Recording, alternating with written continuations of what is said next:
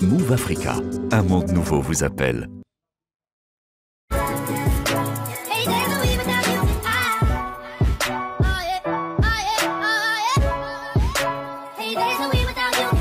Hit that booty.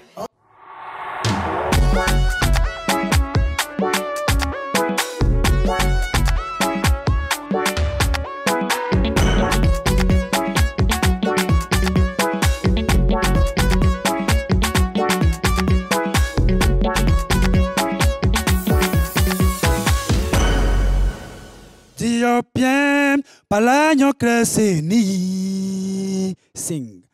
Diopien, palayon krese ni. Diopien noywa palanyo krese ni. Diopien, palayon krese ni. Ayazo sabelo masaoni ayazo. Ayazo sabelo masa oni. Ayazo sabelo masa oni. Ayazo sabelo masa oni. Oni. Your family, akabela gomli. Oni. Your family, akabela gomli. Amigo nakadola fu, no irine no nakadola yami. Achoka piensa nakadoka yi, mazon izon azon sayabelo. Nami koku amau, no irine no nakadola yami.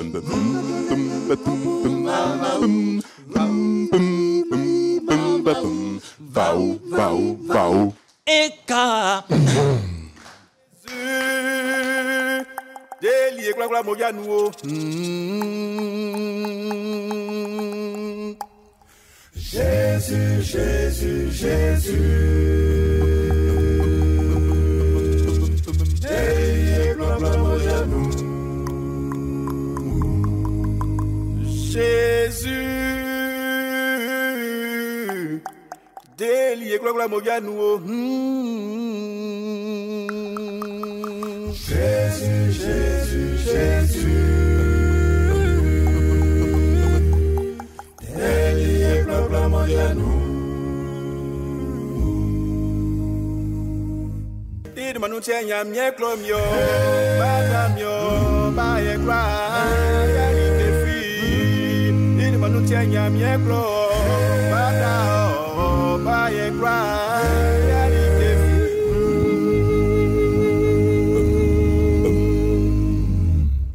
Eklo amo proliye yo felima e yankwa. Eklo amo proliye yo felima e yankwa. Jésus-Christ manu. Baye gloya likefi. Baye gloya likefi. Oh mama, mama, mama. Oh ma, mama, mama, mama. Oh ma, mama, mama.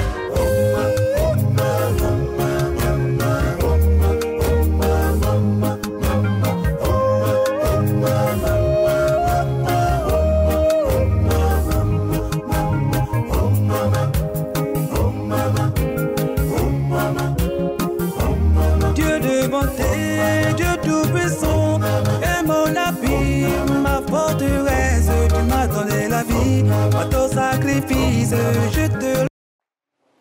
Merci beaucoup, Gospel Preachers. C'est donc le nom du groupe à retenir. Ils font la promotion des valeurs africaines au travers des langues et des rythmes africains. Ils prêchent l'amour du Christ et prônent l'amour entre les sociétés humaines. Alors ça va, tout va bien, très cher public? On peut encore applaudir, hein? Et voilà, nous allons donc attaquer notre introduction. Très chers téléspectateurs, s'installer à son propre compte, être indépendant et gagner beaucoup plus d'argent fait rêver. Mais quitter un poste bien rémunéré pour créer sa propre entreprise est un défi à haut risque que peu de salariés sont prêts à relever. Vous suivez ce midi sur RTI1, bienvenue dans la télé utile. À l'affiche de ce numéro, le thème libellé comme suit. De cadre à chef d'entreprise, il révolutionne le secteur de la réparation des smartphones.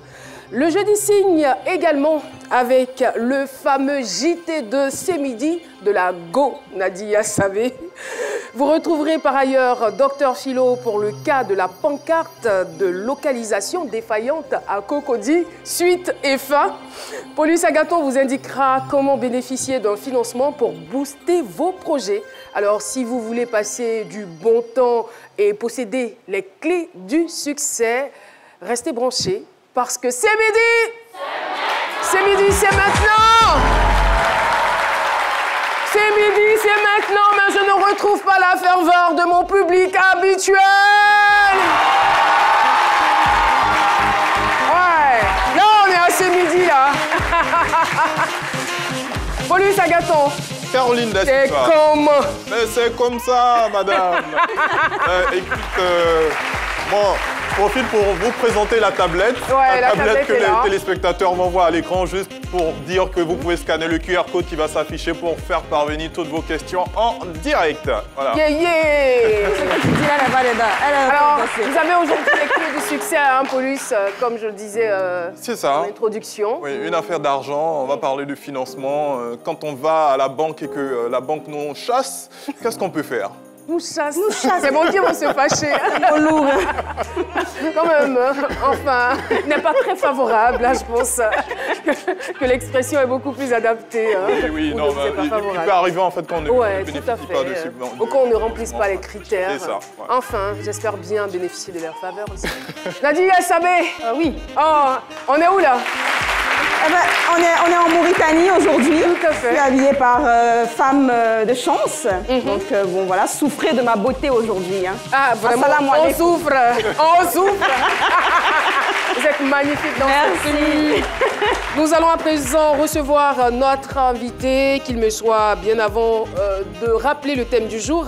De cadre à chef d'entreprise, il révolutionne le secteur de la réparation des smartphones. Eh bien, il se nomme Douon Manu Francis Blanchard. Il est chef d'entreprise, manager commercial à son actif. 15 ans d'expérience, il se définit comme un manager terrain, un concepteur en puissance dont les concepts innovants et les initiatives constructives continuent de profiter aux entreprises dans lesquelles il a travaillé. Merci donc de recevoir avec brio et triomphe notre invité Douon Manu Francis qui s'installe maintenant. Monsieur Douon Manu. Ben oui. Philo n'est pas là, il aurait parlé Yacouba avec vous. Hein. Bienvenue, on est content de vous recevoir. Merci, merci, le plaisir est partagé. Plaisir partagé également pour nous et pour les téléspectateurs, puisque nous allons bénéficier de votre success story et qui sait les déclics que cela pourrait créer dans la vie de chacun, de chaque téléspectateur. C'est ça l'avantage de regarder ce midi, parce qu'on apprend toujours. Et comme je le disais, vous aurez forcément la clé du succès, la clé de la réussite. Enfin, c'est nulle part ailleurs, c'est ici. Merci d'avoir fait le bon choix. On part tout de suite pour le portrait de notre invité. Beaucoup à Abidjan ne le savent pas, mais il est possible de faire réparer son smartphone en un temps record d'une demi-heure, quelle que soit la nature de la panne. Cette innovation, elle porte la marque d'un homme, Douon Blanchard, directeur général de Léo, une entreprise spécialisée dans la réparation des smartphones. Depuis sa création en 2020, Léo connaît une croissance remarquable. Ceci est loin d'être le fait de circonstances concordantes, puisque son fondateur est un ingénieur en marketing expérimenté, régulièrement affecté à la gestion des départements commerciaux de plusieurs grosses structures. Sa vie bascule en 2019 lorsqu'à peine nommé directeur commercial d'une multinationale, il est frappé par un AVC. La reconstruction est loin d'être une sinécure, mais un an plus tard, en 2020, cette circonstance malheureuse débouche sur la réalisation d'un vieux rêve. Léo lui permet de trouver sa voie. La success story de Douon Blanchard ce jeudi dans C'est midi. C'était un texte, merci beaucoup public de C'est midi, un texte de Raymond Hadji et la voix de Nafi Touré. Alors, nous revenons donc à notre invité. Je rappelle qu'il se nomme Douon Manu Francis Blanchard, chef d'entreprise. Alors, nous allons bien évidemment échanger, discuter avec vous pour en savoir un peu plus sur votre success story.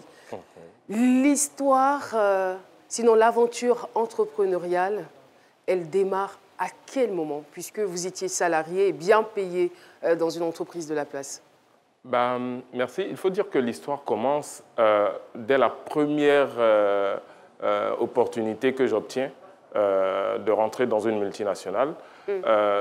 Déjà, dans mon esprit, j'ai 3 ans maximum à faire dans chaque compagnie pour en apprendre un peu plus. Donc, à chaque fois que je changeais de compagnie, chaque 3 ans, je renforçais mes capacités et donc ça allait forcément me permettre de pouvoir mener mon aventure entrepreneuriale. C'était à dessein que vous restiez? C'était à dessein, c'était déjà calculé depuis que j'étais encore sur les bancs.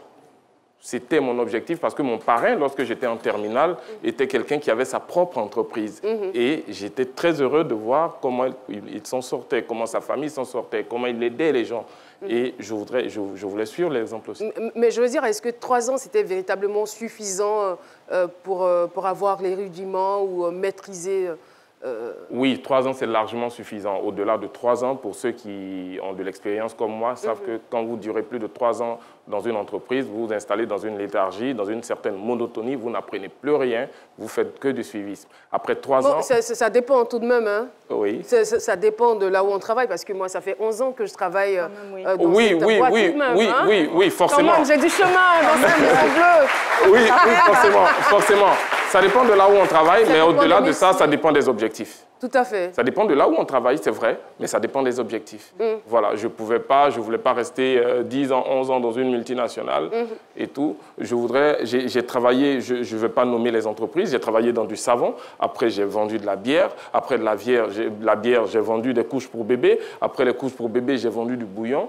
Et aujourd'hui, je suis dans une activité qui n'a absolument rien à voir avec ce que j'ai fait et ce que j'ai étudié. On y reviendra certainement, mais à quel moment on se dit, à quel moment on se dit, bon, il est temps que j'ai ma propre entreprise? Je ne crois pas qu'il y ait un temps pour ce qui me concerne, parce que moi, j'ai été forcé par le destin. Vous avez été forcé par le destin. Alors, j'ai cru ou j'ai ouï dire que vous étiez encore salarié lorsque il y avait déjà les prémices, on va dire, de l'entreprise dans vos gemmes. Oui, je travaillais déjà lorsque j'avais mis en place certaines plateformes, lesdivertissements.net, qui était une plateforme sur laquelle je rassemblais tous les espaces de divertissement. Beaucoup d'espaces de divertissement qui suivent l'émission actuellement savent de quoi il s'agit, lesdivertissements.net. Voilà, donc j'ai développé ça et pendant que je développais lesdivertissements.net, je m'apprêtais à lancer un magazine pour rendre hommage à mon épouse. Le magazine est dénommé Arlette, puisque mon épouse s'appelle Arlette. Mais le magazine est en cours de préparation jusqu'à aujourd'hui. Les boutiques Arlette? Non. Ah, d'accord. Un magazine qui s'appelle Arlette, tout simplement, un magazine dédié aux femmes. Voilà. Alors, c'est lorsque vous, à la suite d'un AVC, que vous décidez véritablement d'entreprendre. Déjà, quelle forme d'AVC avez-vous fait? Alors, j'ai été victime de l'AVC hémorragique. L'AVC hémorragique, par différence à l'AVC ischémique, qui est un AVC qui se caractérise par la rupture des vaisseaux sanguins dans le cerveau. Donc, c'est l'AVC le plus mortel. Voilà. Et malheureusement, je crois que quand j'étais dans ce cas, les nouvelles avaient été déjà annoncées à mon épouse que je ne me réveillerais pas, parce que c'est elle qui me fait la narration beaucoup plus tard, mais Dieu avait décidé autre chose. Voilà. Et là, je suis là, devant vous, paralysé que j'étais, j'ai retrouvé toute ma motricité. Alors, c'était quoi donc les impacts de cette maladie sur vous? Alors, a priori, c'était la paralysie, la dépendance. La paralysie de tous les membres? La paralysie de quasi tous les membres et la dépendance totale. Okay. J'étais totalement dépendant de l'homme vaillant que j'étais, qui pouvait se mouvoir, se déplacer et faire tout ce qu'il avait à faire comme activité. J'étais devenu carrément comme un enfant, comme un bébé, qui était à la charge des autres. Voilà. Et plus particulièrement de votre épouse? Et plus particulièrement de mon épouse. Et cela aussi a eu des conséquences sur son travail? Oui, vraiment. Forcément, ça a eu des conséquences. Je n'aime pas trop en parler, mais bon, il faut dire que mon épouse a une place hautement stratégique dans ma vie, autant que ma famille, mon père, ma mère et tout. Mais il faut dire que ça a eu des conséquences, malheureusement, parce qu'elle est obligée de s'occuper de moi. tout le temps.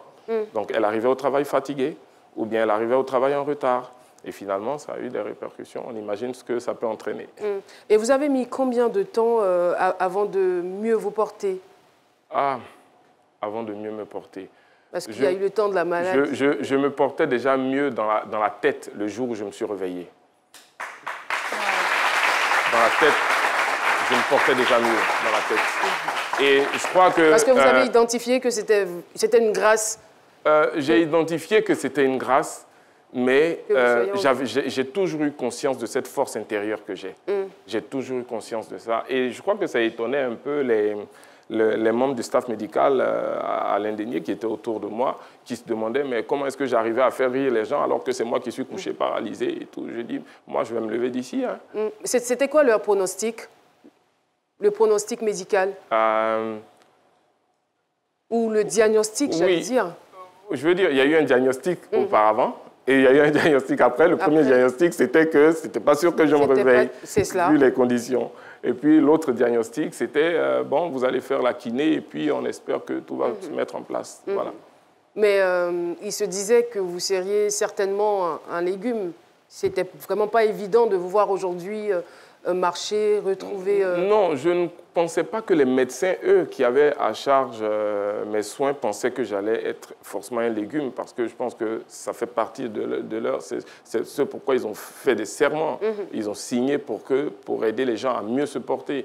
Donc, a priori, s'ils le pensent, ça veut dire qu'ils ne viennent pas soigner. Donc, je ne pense pas. Par contre, forcément, autour de moi, il y a beaucoup de gens qui ont pensé que c'était terminé, que j'étais complètement fichu, que c'était fini. Alors, à quel moment vous dites, c'est vrai, vous nous l'avez dit, vous êtes mentalement fort, je crée mon entreprise? Alors, l'entreprise, déjà, il faut le dire, elle avait été déjà créée pendant que je travaillais. Elle avait été déjà... Mais vous ne pouviez plus travailler pendant que vous étiez malade? Oui, bien sûr, je ne pouvais plus travailler. Mais je décide en ce moment-là parce que j'ai des enfants. Je me dis, j'ai douché les espoirs de mes enfants et de ma femme. J'ai peut-être anéanti les espoirs de ma grande famille. Il faut que je trouve quelque chose. Il faut que je fasse quelque chose. Blanchard, tu es mentalement fort. Il faut trouver quelque chose. Alors je dis, je vais créer quelque chose. Puisque je vais me lever, je vais créer quelque chose. Et je commence à imaginer. Je me dis, qu'est-ce que les Ivoiriens consomment? Qu'est-ce qu'ils consomment le plus? Vous savez, on est dans une économie de type primaire, hein, dans une économie où les gens pensent d'abord à manger, où on n'a pas forcément les moyens de se vêtir tout de suite. Ce n'est pas la première idée. On est dans une économie de type primaire. Donc je me dis, qu'est-ce qu'il faut faire qui va passer? Qu'est-ce que les Ivoiriens consomment le plus? Et là, je regarde autour de moi. Je ne peux pas faire importer du riz. Je ne peux pas faire importer des produits sur lesquels j'ai déjà travaillé. Je regarde, je dis, le téléphone. En même temps, je me dis, mais tu ne pourras jamais faire venir les téléphones, toi. Et puis, je me dis, non, ce n'est pas le téléphone qu'il faut faire venir, c'est le service qu'il y a à travers le téléphone qu'il faut mettre en valeur. Et puis, je regarde, je commence à faire un market research, et je me rends compte que sur le téléphone, il y a un service particulier sur lequel je peux frapper et puis trouver une astuce innovante qui va toucher la population. J'ai dit, bon, c'est une activité sédentarisée. Alors, qu'est-ce que je vais faire? Sédentarisé, ça veut dire que les gens, ils viennent, ils se déplacent, ils vont voir le réparateur qui est dans un kiosque ou bien qui est dans un endroit et ils font leur réparation. J'ai dit, bon, moi, je vais transporter ça au domicile de ceux qui ont besoin de faire réparer leur smartphone. Est-ce que vous aviez les compétences pour?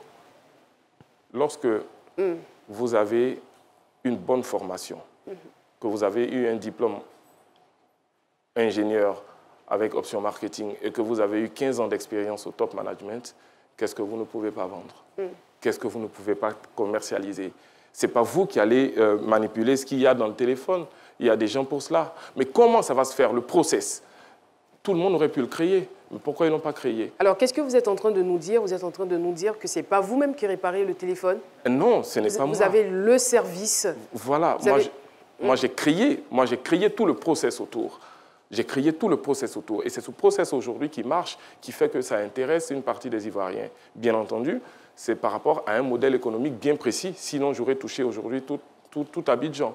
Donc, je fonctionne par rapport à un modèle économique bien précis. Voilà. D'accord. On va donc voir... nous avons une vidéo à vous présenter.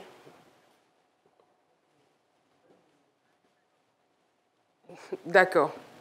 On y reviendra certainement. Alors, si nous avons quelques questions au niveau du QR code, on a déjà une question.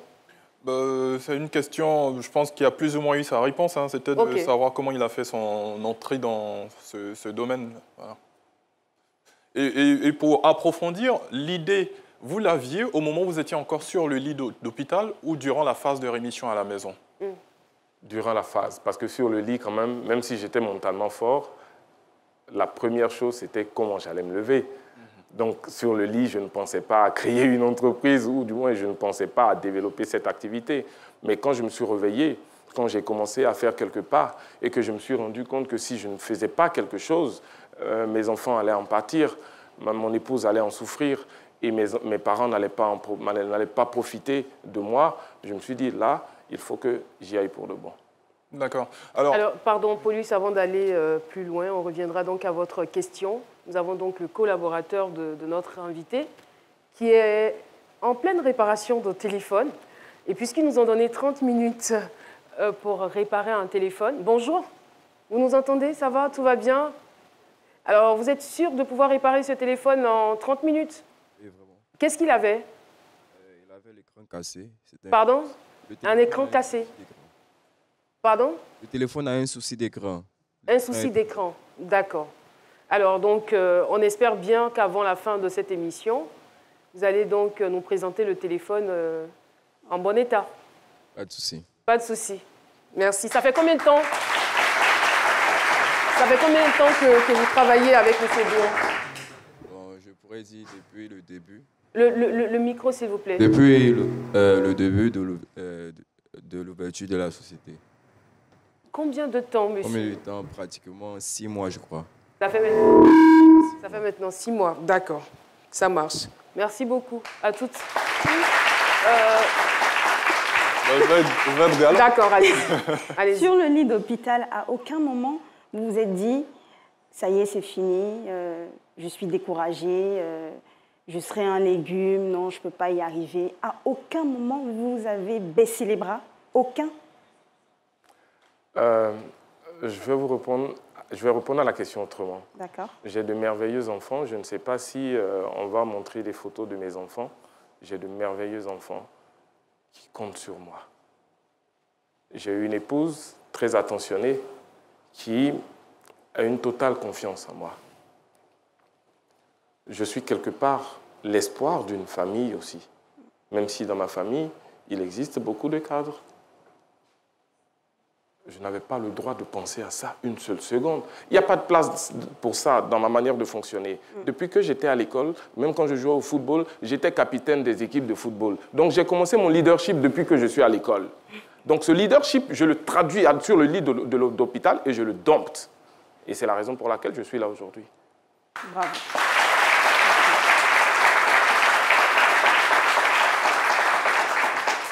Alors, vous êtes donc aujourd'hui confronté à la réalité d'entrepreneur. Qu'est-ce qui vous paraît difficile dans la gestion, le plus difficile dans la gestion de vos affaires? Waouh! Je dirais, permettez-moi de citer 2 choses. La première chose, c'est la gestion interne, la gestion endogène de l'entreprise. Souvent, vous n'avez pas les compétences qu'il faut. Et vous n'avez pas surtout la probité des personnes. C'est pour cela que partout où j'ai travaillé, j'ai créé ce qu'on appelle la charte de probité et d'amélioration des performances. Parce que l'honnêteté, pour travailler avec quelqu'un, c'est primordial. Pour moi, l'attitude prévaut sur les compétences. Parce que la compétence s'acquiert. Je peux prendre n'importe qui dans le public ici et le transformer en ingénieur, si je le veux. Mais je ne pourrais pas prendre n'importe qui dans le public ici et lui attribuer une attitude. Ce n'est pas possible. Donc, pour moi... Autrement dit? Autrement dit, l'attitude prévaut sur les compétences. Voilà. D'accord. Et donc, le deuxième point, donc après l'honnêteté, après le fait que vous ayez dans l'entreprise des personnes qui ne sont pas toujours honnêtes ou qui ne suivent pas les formations, parce que l'une des choses que je fais régulièrement, c'est de renforcer les capacités des personnes avec qui je travaille. Mais au-delà de renforcer vos capacités, si on l'a fait 1, 2, 3 fois, 4 fois, vous n'y arrivez pas, on vous met à la disposition des ressources humaines. L'autre difficulté est purement financière. Et ça, ce n'est pas inhérent qu'à moi et à mon entreprise. C'est inhérent à tous les génies qui sont en Côte d'Ivoire et qui ont envie d'entreprendre.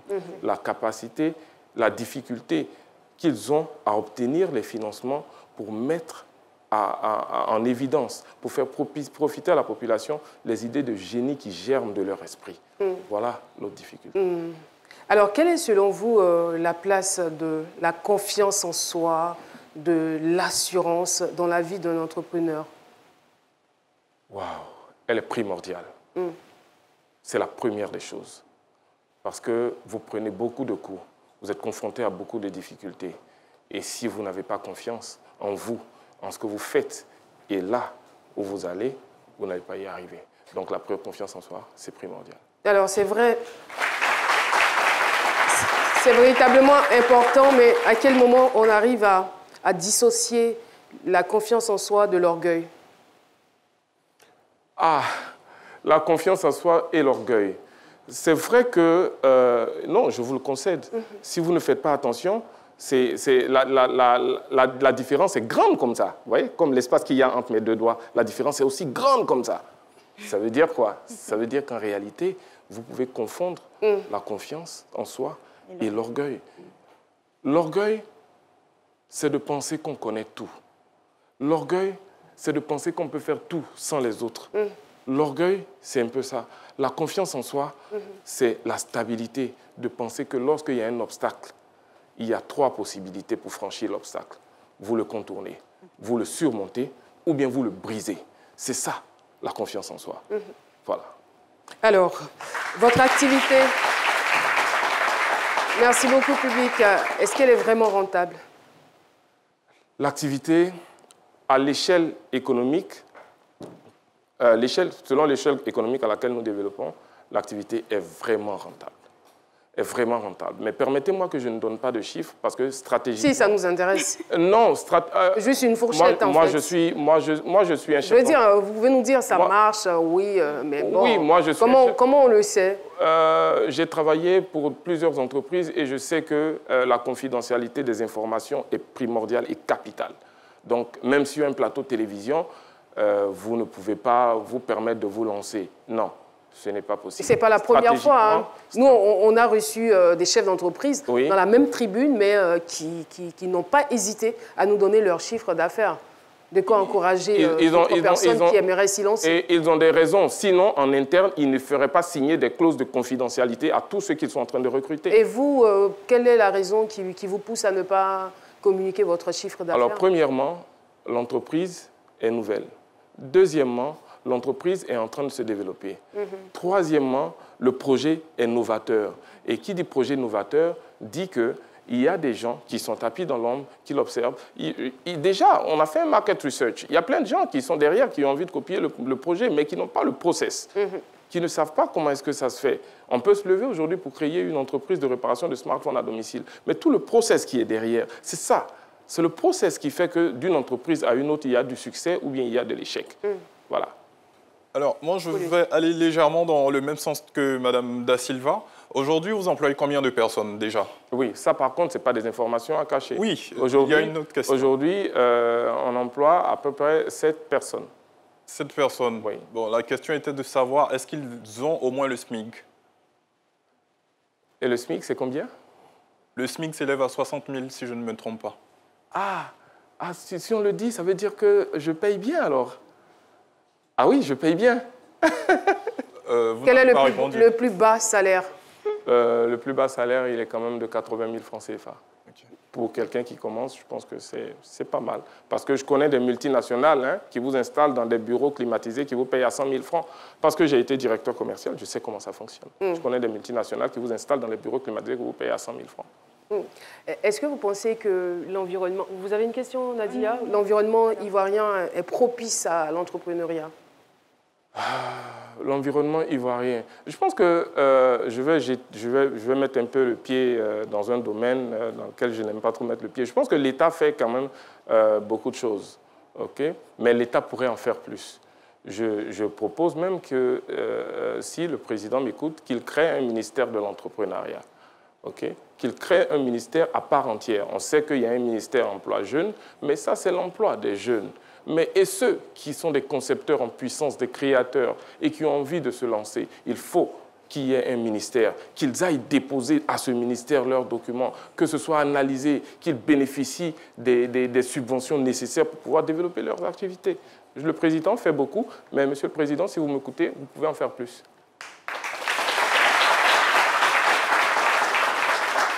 Alors, quelles sont vos perspectives à moyen et long terme? Alors, à court terme, déjà, c'est de baliser le marché ivoirien. Je dis bien le marché ivoirien. À moyen terme, nous espérons faire rentrer de nouvelles marques parce qu'aujourd'hui, on travaille sur Léo. On espère faire venir Léo Smart, Léo Electronics et puis Léo Technologique. Et puis, à long terme, on espère prendre toute la sous-région ouest-africaine avec nos différents produits que nous allons lancer. Voilà. Alors, je pense qu'il a fini, hein, votre collaborateur. Ah, comment s'est fait son recrutement? Alors, lui, son recrutement, d'abord, s'est fait parce qu'il y a des recrutements qui se font par proposition. Hein. Il y a des recrutements qui sont lancés sur LinkedIn, voilà. Mais son recrutement s'est fait par proposition. Il fait un test. Quand on le propose, on lui fait faire un test. D'abord, le test en interne. Est-ce qu'il est capable de réparer un smartphone en 30 minutes max? Premier test, c'est validé. Après, on lui fait faire un test d'honnêteté. On le met sur le marché, sur un client que nous, on connaît, sans lui dire qu'on connaît le client, pour voir comment il va se comporter avec le client. Okay? Et donc, on voit s'il va réussir à ce test. Il réussit à ce test, deuxième test, troisième test, on le libère dans le marché pour voir si au bout de 2 réparations, quels sont les retours qu'il y aura. Quand les retours sont positifs, on dit, bon, OK, c'est suffisant, on peut le recruter. Aujourd'hui, comment vous vous sentez? Pas seulement dans la peau de l'entrepreneur, hein, au niveau de la santé. Au niveau de la santé, souvent bien, d'autres fois mal. C'est-à-dire? Ça veut dire que souvent, je me réveille en pleine forme. D'autres fois, je me réveille avec l'hémisphère gauche de mon corps qui est très douloureux. Et donc, ça m'empêche de me lever, de marcher, de faire quoi que ce soit. Donc, je suis les consignes du néphrologue, du neurologue. Je reste au lit, je prends les médicaments, je me repose au maximum. Et je confie presque tout à mon épouse qui gère. Il vous arrive parfois de vous apitoyer sur votre sort, de vous plaindre, mais oui, pourquoi? Parce que je suis un être humain. Je suis un être humain. J'ai beau avoir une force intérieure, mais je suis un être humain. Donc ça m'arrive, oui. Ça m'arrive. Mais je me réveille très vite.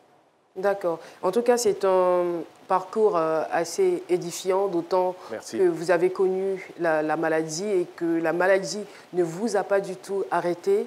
Bon an, mal an, vous avez poursuivi votre chemin, votre rêve, et vous êtes en train d'atteindre vos objectifs.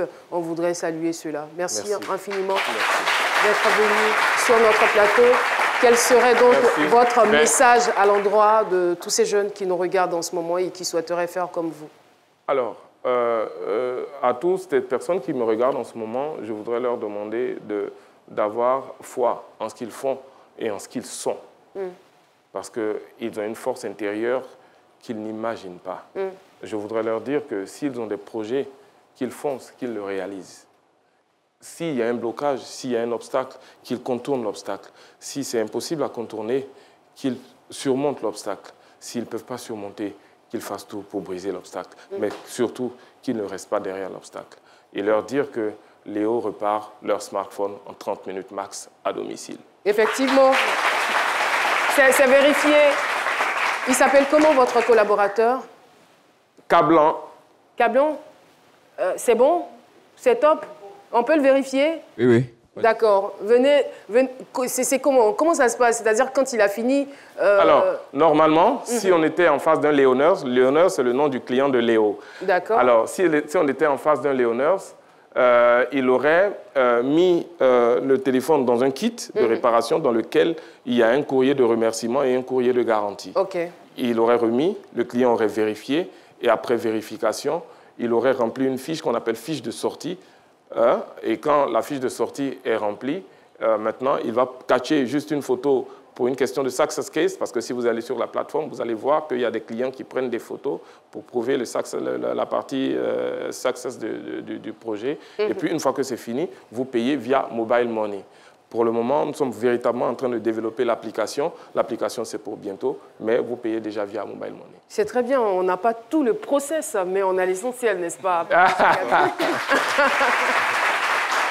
Allez, on marque une pause avec la pub et on se retrouve pour la suite de cette émission. Chez Move Africa, les forfaits sont encore plus fous que jamais. Avec le nouveau forfait Move Folly Mix, appelle tes amis et reste connecté comme tu veux. Active ton forfait à 700 francs et bénéficie d'1 heure d'appel et 1 giga d'internet, le tout valable pour 7 jours. Alors tape vite étoile 303 étoile 2 dièse et profite. Move Africa, un monde nouveau vous appelle. Bonjour à tous, j'espère que vous allez très bien. Je m'appelle Andrea Etienne et je vous souhaite une très belle année 2022. Alors cette saison dans C'est Midi, je vous donnerai rendez-vous tous les vendredis dans une chronique qui s'intitule Racines et valeurs de l'invité. Nous irons donc à la découverte des us, des coutumes, des traditions. Ce sera également l'occasion pour vous de mieux connaître vos célébrités préférées et il y en aura plein sur le plateau de C'est Midi. Donc nous irons découvrir nos valeurs, nos racines, parce que c'est ce qui fait notre richesse. La culture africaine est riche et vous la découvrirez à travers ma chronique. Donc je vous fais de très gros bisous et je vous dis à très bientôt sur la chaîne nationale, la RTI. Bonjour chers amis, je suis Laurent Monti, consultant chroniqueur à C'est Midi. Alors moi je vous donne rendez-vous tous les lundis et tous les mercredis pour ma chronique État des lieux.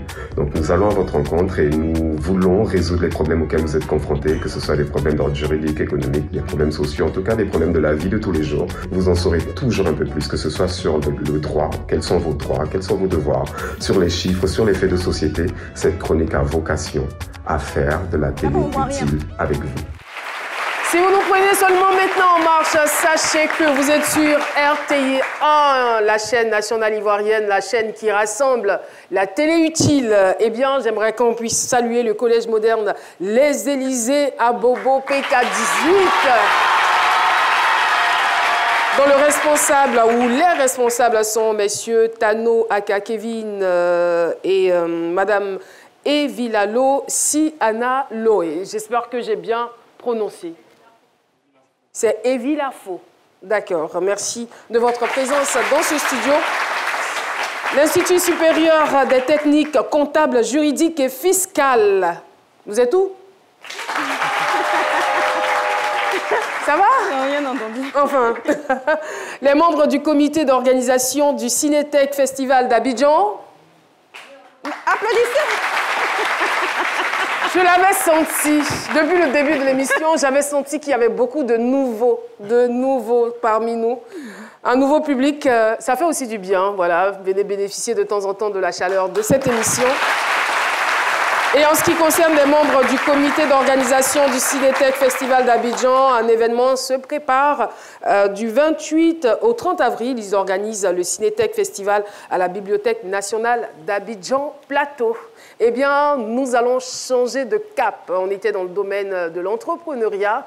On va entrer dans le domaine de l'humour avec notre journaliste interplanétaire, Nadi Sabé. Toujours. Pour le JT de C'est Midi. On va parler du Ramadan. Oui. Également dans... Non, l'autre là. On garde... Le suspense. Hein. Suspense. C'est parti, Nadia Sabé.